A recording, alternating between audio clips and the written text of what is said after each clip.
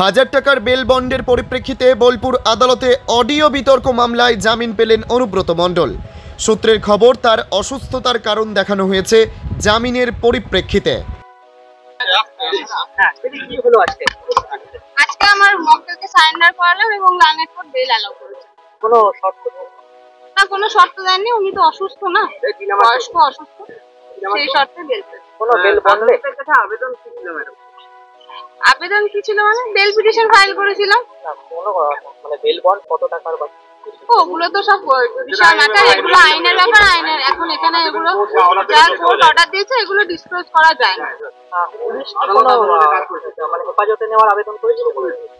এগুলো judicial matter, আমরা surrender করে বেল পেয়েছি, ঠিক আছে? জুডিশিয়াল ম্যাটারে এগুলো এভাবে ডিসক্লোজ করা যায় না পাবলিকের কাছে। বলতে অনুব্রত মণ্ডল তো? হ্যাঁ, আমার একদম অনুব্রত মণ্ডল, উনি সারেন্ডার করে বেল পেয়েছেন।